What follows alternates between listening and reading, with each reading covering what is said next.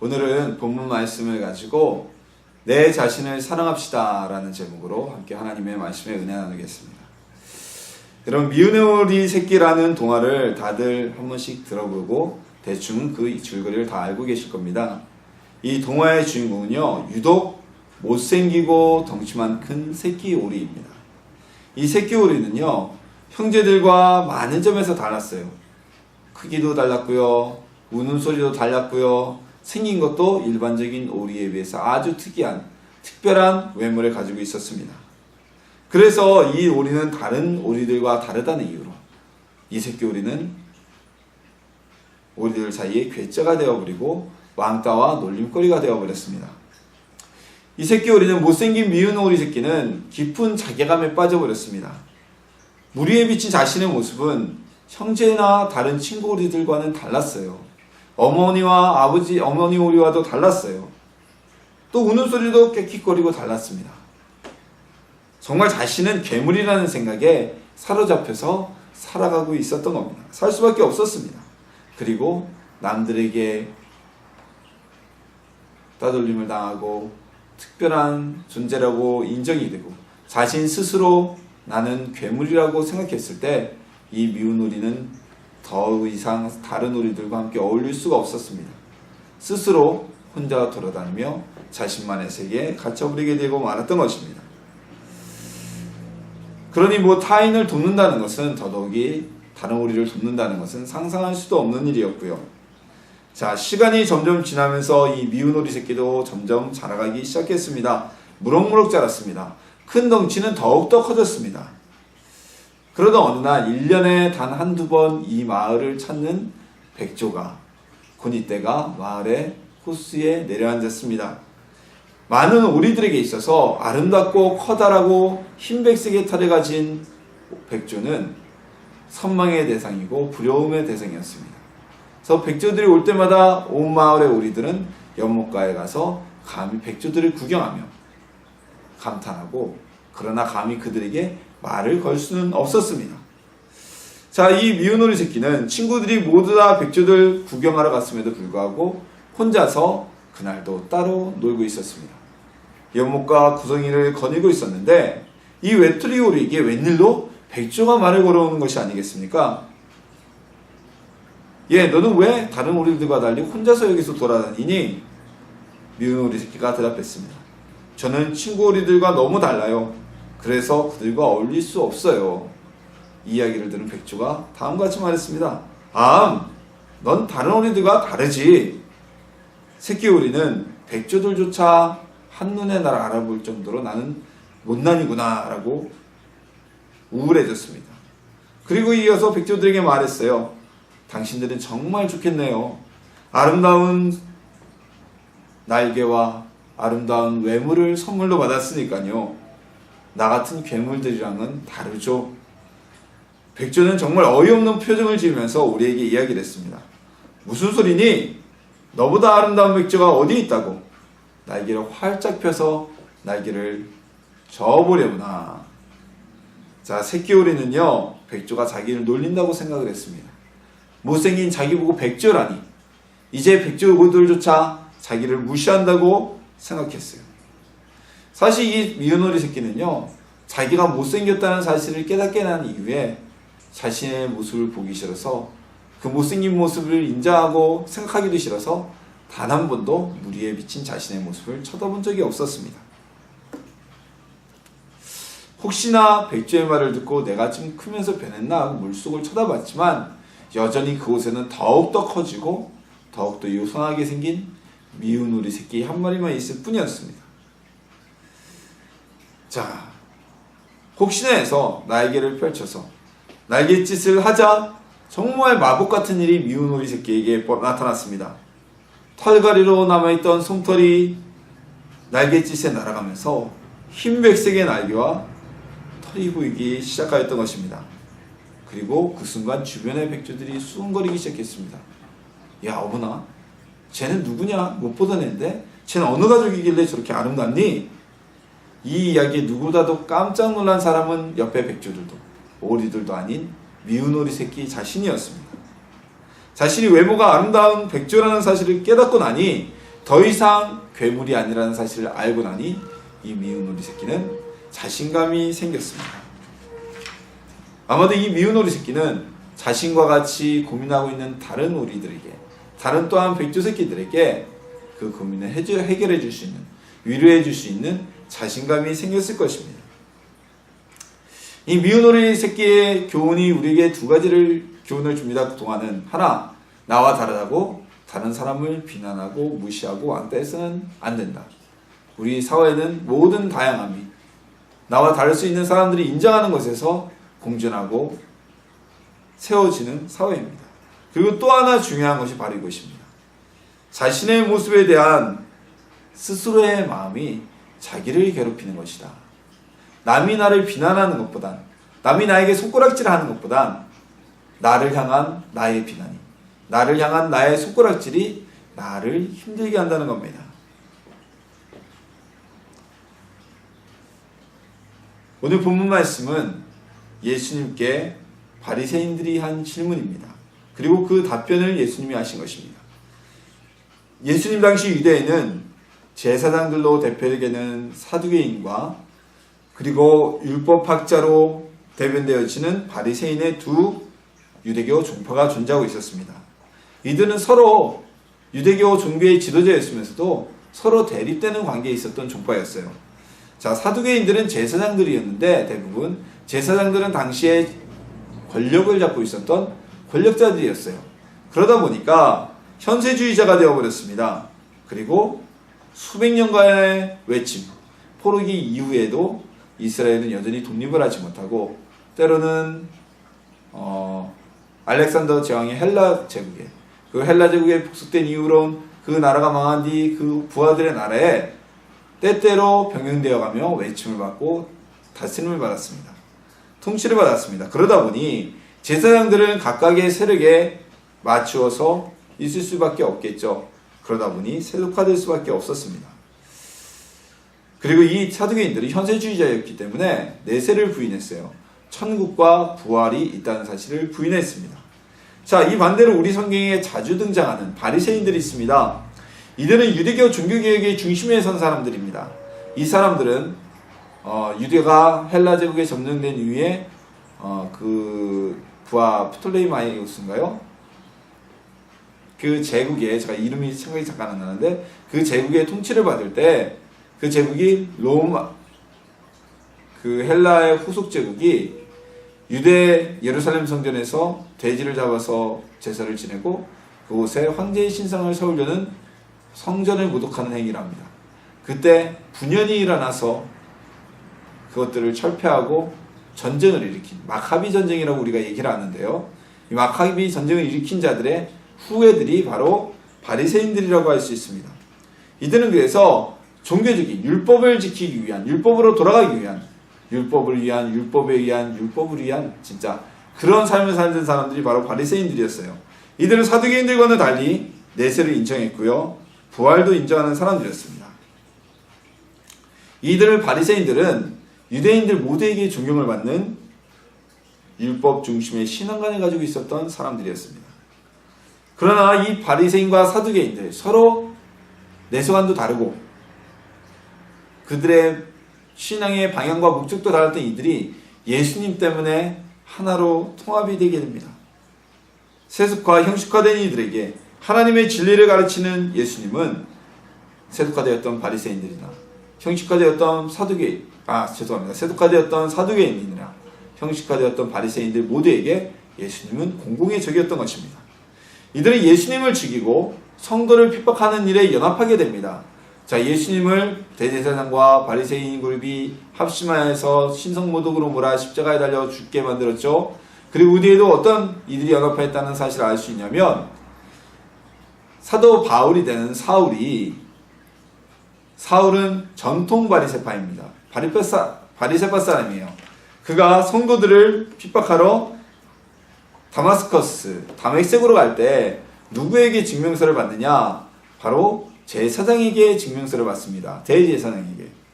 바리새인이 사두개인에게, 그리고 사두개인인 대제사장이 바리새인에게 성도를 핍박하는 증명서를 내주었다는 것. 이들이 주님을 믿는 백성들을 핍박하는 하나가 되었다는 것을 알 수 있습니다. 자, 어쨌든 이 오늘 본문 말씀 바로 직전에 보면요, 사두개인들이 예수님께 시험하는 질문을 하게 됩니다. 내세를 부인하는 사두개인들이 유대에는 이때 당시에는 장자 무슨 법이죠? 이것도 장자가 죽게 되면 장자의 후손을 만들기 위해서 둘째 아들이 형수와 함께 동침해서 자손을 낳게 하는 그런 법이 있었어요. 이거는 이스라엘뿐만이 아니고요, 우리나라도 그랬고요, 고대 사회에는 전반적으로 전 세계 모든 지역에서 나타나는 그런 법규입니다. 왜냐하면 대를 잇는다는 것을 굉장히 중요시 여겼기 때문에 장자가 후손이 없으면, 그래서 우리 조선 시대에는 장자 대위법이라 그러나요? 예, 이 법을 그대로 유교사에서 받아들이진 않지만 대신 내 아들 양자로 주죠. 근데 그 전까지 사회에서는 장자가 없이 고대 부족 사회에서는 누군가 죽게 되면, 장자가 죽게 되면 그 형수죠. 둘째 아들이 함께 동침하여서 그 장제 형의 후손을 남기는 일이 있었습니다. 자, 그 예를 들어서 7 아들이 있었는데 일곱 아들들이 다 형수를 취해서 죽었지만 한 사람도 후손을 남기지 못했습니다. 그럼 이 여인은 7 남자와 함께 다 부부로 지냈는데 천국에 가면 이 여인은 7 남자 중 누구의 남편이 됩니까? 라는 질문을 했다가 예수님께 본전도 못 건지죠. 천국이 이 땅에서와 같이 결혼하고 함께 살고 남자와 여자가 있는 줄 아느냐?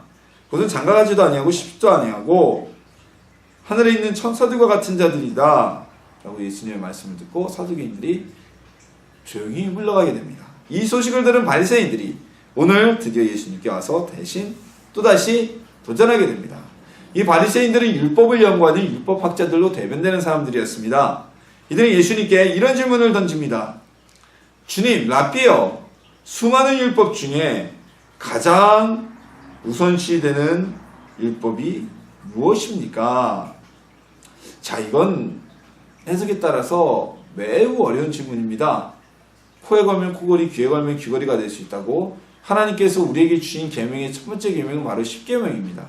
이 10계명에도 벌써 10가지 계명이 존재하는데요. 예수님에게 이 가장 큰 지혜, 가장 큰 율법 가장 큰 율법을, 2가지가 아니죠. 율법을 말해달라고 함으로써 이들은 예수님의 지혜를 시험하고 예수님이 혹여라도 꼬투리 잡힐 대답을 하면 그걸로 함정을 파고자 하는 의도를 가지고 있었을 것입니다. 자, 오늘날 우리는요, 성경이 우리에게 주어졌어요. 근데 예수님 당시에는 딱히 성경이라고 묶여진 책이 없었습니다. 두루마리라고 해서 양피지에 적은 이렇게 롤처럼 말린 두루마리, 두루마리. 그 두루마리 형식으로 성경이 각권이 존재하고 있었을 뿐이었는데요. 자, 오늘날 우리는 성경이 있고, 그리고 많은 성서의 연구와 또한 목사님들의 설교를 통해서 하나님의 뜻이, 성경이 말한 뜻이 어디에 있는지 대부분 알 수 있습니다. 그런데도 불구하고 오늘날에도 성경의 해석을 잘못하여서 이단에 빠지는 사람들이 비일비재한 것이 현실입니다. 자, 바리새인들의 이 질문, 예수님께서 무엇이라고 대답하셨을까요? 이 말씀 그 자체이신 예수님은 뭐라고 말씀하셨을까요? 예수님은 2가지 우선 계명을 들어 2가지 큰 계명을 바리새인들에게, 율법학자에게 대답하십니다. 첫 번째, 내 마음을 다하고 목숨을 다하고 뜻을 다하여 주 너의 하나님을 사랑하라. 이것이 가장 크고 첫째 되는 계명이다 라고 먼저 말씀하셨습니다. 자, 하나님을 믿고 섬기는 우리에게 이것은 분명 가장 큰 계명입니다. 그런데 중요한 것은요, 하나님을 믿되 어떻게 믿으라고요? 마음을 다하고 목숨을 다하고 뜻을 다하여. 대충 썬데이 크리스찬이라고 그러죠. 주일날 나와서 낮예배하면 딱 드리고 마음을 평안없고 돌아가는 것이 아니라 언제 어디에 있든지, 교회에 있든지 학교에 있든지 직장에 있든지 가정에 있든지 친구들과 있든지 우리의 마음과 뜻과 심지어 우리의 생명까지 바쳐서 하나님을 섬기라는 말씀입니다. 그렇게 하나님을 사랑하라는 말씀입니다. 이것은 우리의 신앙생활의 제1의 가장 첫 번째 되는 준칙이고 첫 번째 되는 계명입니다. 그리고 예수님은 2번째로 또 하나의 계명을 우리에게 주셨습니다. 율법사에게 대답해 주셨습니다. 내 이웃을 내 자신과 같이 사랑하라. 자, 이웃을 사랑하는데 그냥 사랑하는 것이 아니라 내 자신과 같이 사랑하라는 것입니다. 자, 어떻게 하는 것이 내 이웃을 내 자신과 같이 사랑하는 것일까요? 또 그에 앞서 어떤 사람이 이웃 사랑을 베풀 수가 있는 사람일까요?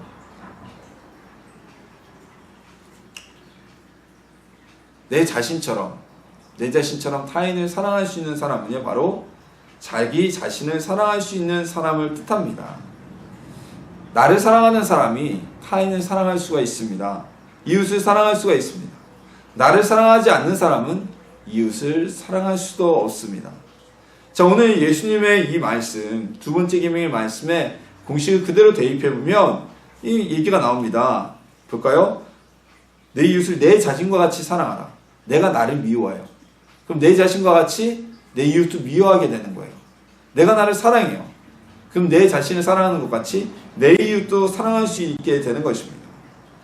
자신을 사랑하지 않는 사람은 절대 남을 사랑할 수가 없습니다. 나를 증오하는 사람은 타인도 증오하게 된다는 것입니다. 최근에 보면 참 자살 소식이 더 이상 큰 뉴스거리도 아닌 사회가 돼버렸어요. 어쩌다 보니까. 근데 스스로 생명을 끊으면서 더더군다나 안타까운 것은 다른 가족들을 모두 다 살해하고 자신의 목숨을 끊는 사고들이 심심치 않게 우리 주변에서 들려오고 있습니다. 자, 무엇이 문제일까요? 세상 살기 힘들어서 자신의 생명을 놓는 것, 그것도 문제일진데 자기 가족들을 전부 다 살해하고 생을 함께 마치게 만듭니다. 자신의 생명을 스스로 끊는 것은요, 자기 자신의 사랑이 없기 때문입니다. 자기 자신에 대한 비참함에 빠지고 미움에 빠졌기 때문입니다. 그래서 스스로의 생명을 끊는 거죠. 그러한 눈으로 가족을 바라보다 보니까 자신이 없는 가족의 인생도 비참할 거라고 생각되어지는 것입니다. 그래서 가족들을 살해하고 함께 생을 끊자고 생각하는 겁니다. 근데 여기서는 굉장히 큰 오류를 가지고 있습니다. 자신이 없다고 해서 가족이 행복할지 불행할지 그것은 아무도 모르는 것입니다. 근데 왜 그럴까요? 자기가 가진 마음의 눈으로 가족들을 바라봤기 때문입니다. 사람은 누구나 다요, 자신만의 안경을 쓰고 이웃과 세상을 바라보게 되어 있습니다. 자기의 안경이 부정적이면 세상도 부정적으로 보이고요, 자기의 안경이 정말 아름다워지면 세상을 바라보는 안경도 아름답습니다. 그런 얘기를 하죠. 사랑을 하면 세상이 아름다워 보인다. 왜일까요? 그의 마음의 눈이 사랑으로 가득 찼기 때문에 세상 모든 것이 아름다워 보이는 것입니다. 성령 충만함을 받고 은혜를 받고 우리가 세상을 보십시오. 가족이 사랑스러워지고요, 세상이 아름답게 보입니다. 하나님의 은혜에 감사하게 됩니다. 왜요? 성령의 충만함으로 우리가 안경이 씌워졌기 때문입니다. 우리는 우리 스스로의 안경을 바꿀 수 있는 사람이 되어야 됩니다. 부정적인 안경을 쓰고 있는 사람은 절대 내 자신처럼 이웃을 사랑하는 이 말씀 실천할 수가 없습니다. 내 자신에게 부정적인 것처럼 내 이웃에게 부정적일 수밖에 없는 것입니다. 자, 어떻게 하면 내가 쓴 안경을 바꿀 수가 있을까요? 제가 안경을 쓰고 있어요. 이런 외형적인 안경을 그냥 벗어가지고 바꾸면 됩니다. 그런데 내 마음의 안경은 그렇게 쉽게 바꿔지지 않는다고 생각하고 바꿔 쓸지를 모르는 것이에요. 우리가 안경을 바꿔 쓰기 위한 세상을 다시 보고 내 자신을 다시 보는, 나를 사랑하기 위한 방법은 첫 번째로 당연한 이야기지만 자신을 사랑하려면 먼저 자기 자신을 귀히 여길 수 있어야만 합니다. 우리가 서두에서 나는 미운 오리 새끼의 동화에서도 미운 오리 새끼가 괴로웠던 것은 주변 오리들이 자신을 손가락질하고 특별하게 여기기 때문이 아니라 미운 오리 새끼 스스로가 자기를 못생기고 미운 오리라고 생각했을 때부터 시작되게 됩니다.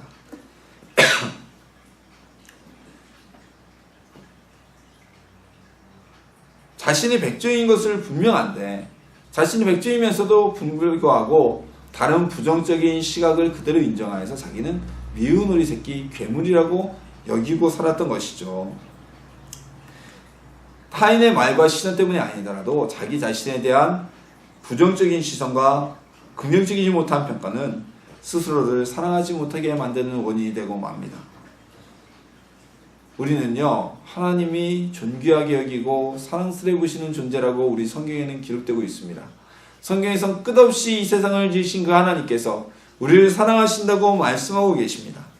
이사야서 43장 4절에서 하나님은 하나님의 눈에 우리가 존귀하고 사랑스럽다고 말씀하고 계십니다. 하나님께서 우리를 사랑스럽게 지금도 보고 계십니다. 세상에서 가장 귀한 분에게 사랑받고 있는 저나 여러분이 불행하고 못생긴 모습, 부족한 모습이라고 생각되십니까? 예수님은요, 세상을 지으신 창조주이시며 하나님의 독생자이신 그 예수님은요, 저나 여러분을 사랑하셔서 나를 위해서, 우리를 위해서 자신의 목숨까지 버릴 정도로 우리를 사랑하셨습니다. 그보다 더한 사랑이 있겠습니까? 너무나 허황된 이야기인가요? 우리 내 자신을 한번 진지하게 돌아보길 원합니다. 내가 정말 무가치하고 내가 아무 쓸모없고 내가 사랑받을 가치가 없는 사람인가? 나는 채찍질하지 않으면 넘어지고 쓰러질 수밖에 없는 사람인가? 미운 어린 새끼는 자신이 못생긴 어리라고 생각하고 자기 모습을 쳐다볼 생각조차 하지 않았습니다. 백조로 변하고 있었음에도 불구하고 미운 어린 새끼 자신만 자기가 백조로 변화하는 모습을 보지 못했던 것입니다. 그래서 여전히 그는 자신의 몸은 백조로 변해가고 있으면서도 그의 마음과 생각은 미운 우리 새끼에 멈추어 서 있던 것입니다. 하나님께서 이 세상에 의미 없게 창조하신 것은 아무도 없습니다. 그 중에서도 사람은 하나님의 말씀이 아닌 친히 흙으로 지으신 생명이 된 존재입니다. 우리에게는 하나님의 생명이 부어내려졌고 우리는 그 생명을 통해 영혼을 갖고 생명이 되었습니다. 그럼에도 우리 스스로가 우리에 대한 가치를 느끼지 못하는 것은 하나님이 우리에게 주신 달란트를 깨닫지 못하고 발견하지 못하고 다른 곳에서 우리의 존재감을 찾기 때문입니다. 실패가 계속되면요, 사람의 자신감은 하락하게 되고, 그리고 여기에 사단이 우리의 마음을 계속 너는 못난이야, 넌 실패자야, 넌 쓸모없는 자야 라는 고발이 계속되면, 그리고 우리 스스로에게 내가 게을렀어, 내가 부족했어, 그것 때문에 그래, 그것 때문에 실패했다고 책임을 돌리며 자책하게 되면 우리는 이 반복된 학습으로 인해 자신을 미워하고 자신에게 짜증을 내고 자신에게 아주 엄격한 잣대를 들이대게 되는 것입니다.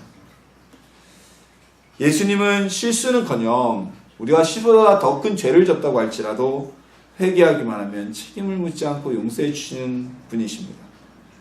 예수님이 우리를 잘못했다고 책망하지 않으시는데 왜 우리가 우리 스스로를 책망하는 걸까요?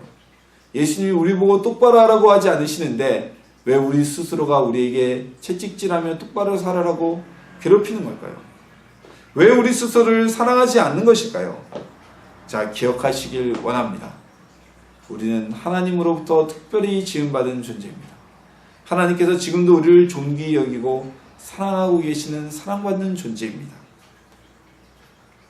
우리 하나님의 은혜 속에 하나님의 사랑을 받는 우리, 귀히 존재받은 우리들, 그 마음을 가지고 기쁨을 가지고 살아나가는 저나 여러분 되기를 주님의 이름으로 축원합니다. 또 우리는 하나님 앞에 우리의 사랑을 회복하려면, 나에 대한 자신에 대한 사랑을 회복하려면 사랑을 나눠줄 수가 있어야 됩니다. 근데 우리가 무턱대고 사랑을 나눠주는 일 쉽지가 않죠. 사랑을 나눠주라는 게 오늘 예수님의 말씀인데 내 자신에 대한 자신감이 없고 어려움이 있는데 어떻게 그걸 할 수가 있겠습니까? 왜 사랑하면 좋은 일이 생길까라는 도서가 있습니다. 제가 이번 학기 학교를 다니면서 교수님께 소개를 받아서 공부하고 있는 책인데요. 그 책에 보면 그 책의 저자는 이렇게 얘기를 합니다. 감사를 하게 되는 것, 그것이 우리에게 첫 번째 사랑의 나눔이 되는 것이다 라고 정의를 하고 있습니다. 타인에 대한 감사, 나를 고맙게 해준 내 주변의 가족과 친구와 스승들, 이웃들에 대한 감사를 할 때 그들에게 말로 직접 감사를 표현하고 그들에게 편지를 통해 감사를 표현하고 그들을 찾아가서 감사를 표현하게 되면 그 감사는 우리의 질병을 고치고 우리의 삶을 윤택하게 하고 우리의 건강도 지켜준다고 기록하고 있습니다. 근데 그 모든 사실이 어떤 허상이 아니라 과학적으로 연구를 통해 증명된 사실이라는 것을 보여주고 있어요. 그래서 그 저자는 첫 번째, 내가 사랑을 나누지 못한다면 첫 번째로 감사부터 나눠라. 우리가 이렇게 살고 있는 이 삶에 대한 감사, 나를 사랑하고 나를 지원해주는 이들에 대한 감사, 우리가 누리고 있는 이 자연환경에 대한 감사, 내가 이 지구상에 어떤 존재로 존재하고 있는지 그것에 대한 감사, 감사를 할 때 우리 마음에서 사랑이 샘솟게 되고 우리 마음속에서 몸에 좋은 엔돌핀이 샘솟게 되고 그리고 우리의 삶이 윤택하고 긍정적인 삶으로 변화받을 거라고 그 책의 저자는 이야기하고 있습니다. 그렇습니다. 오늘 우리도 내 이웃을 내 몸과 같이 사랑하려면 먼저 내가 사랑받는 존재가 되어야만 합니다. 그러기 위해서는 내가 나 자신을 사랑하지 못한다면 먼저 감사를 해보십시오. 날 구원해주신 하나님께 감사, 날 사랑하신 하나님께 대한 감사, 나를 도와주고 전심을 다해 응원해주는 나의 가족에 대한 감사, 아니면 내 곁에 있는 내 친구에 대한 감사, 오늘 하루를 살아갈 수 있음, 오늘 하루를 존재할 수 있음에 대한 감사. 오늘 날씨 참 좋죠? 오늘 날씨 정말 기가 막히게 좋은데요. 이렇게 좋은 날씨를 주심에 감사. 비가 주룩주룩 내렸다면 같은 날씨지만 비가 내리는 것보단 맑은 날씨가 좋잖아요. 물론 최근에 우리나라 가뭄이 심해서 비가 좀 와야 되겠긴 하지만요. 우리 감사하는 여러분이 되기를 원합니다. 우리는 귀한 존재입니다. 우리가 혹시 지금 어려움이 있어도 우리는 백조처럼 날아오를 하나님의 자녀들입니다. 우리 자신을 기쁘게 여기길 원합니다. 우리 스스로의 실수에 대해서 용납하고 너그러워지세요. 그리고 스스로를 존귀하고 사랑스러워 하심을, 하나님이 우리를 사랑하는 자라는 사실을 느끼는 여러분이 되시길 원합니다. 그리고 그 모든 것을 위해 감사하는 삶을 사십시오. 나의 가족과 주변의 인들에 찾아가서 이야기하고 편지하고 선물을 하는 감사의 삶을 살 때, 하나님께 감사를 드릴 때 저나 여러분이 풍성한 삶, 그리고 마음의 부자가 되는 삶을 살 수 있게 될 줄을 주님의 이름으로 소망합니다. 오늘 말씀을 정리해 보겠습니다. 자기 자신을 사랑할 수 있는 사람이 내 이웃을 자신처럼 사랑할 수 있습니다. 자신을 사랑하지 못하는 사람은 절대로 내 이웃을 사랑할 수가 없습니다. 내 이웃에게도 자기와 똑같은 잣대를 적용하고 그에게 과제를, 성취를 요구하게 됩니다. 예수님은요, 우리가 죄와 사망에 얽매이지 않게 하기 위해서 십자가에 달려 돌아가신 분입니다. 우리가 우리 스스로를 사랑하지 못하고 비난하고 정죄하고 우리 스스로에 대한 잣대를 들이대는 것은 우리를 다시 죄와 사망의 구속 속에 몰아넣는 행위와 마찬가지입니다. 예수님의 십자가의 사건에서 벗어나고자 하는 행위와 마찬가지입니다. 자, 모든 사람들이 아름답게 생각하는 사람, 예를 들어서 김태희나 이런 사람들이 나는 못생겼어요 라고 하면 다음날 신문지상에 이런 기사가 뜹니다. 김태희 망언이라고 하죠. 말도 안 되는 소리란 얘기입니다. 우리가 모두 하나님께 존귀하게 지음을 받았고 사랑받는 존재입니다. 근데 우리가 우리 스스로를 사랑하지 못한다면, 내 자신을 기뻐하지 못한다면, 내 자신을 존귀하게 여기지 못한다면 저나 여러분은 하나님 앞에서 또한 사람들 앞에서 내 이웃을 사랑하는 사람이 되지 못할 것입니다. 우리 자신을 사랑하고 나의 존재에 자부심을 갖고 먼저 감사를 표현함으로써 자신의 사랑을 지키고 사랑을 베풀고 나누는 우리가 되기를 주님의 이름으로 축원합니다.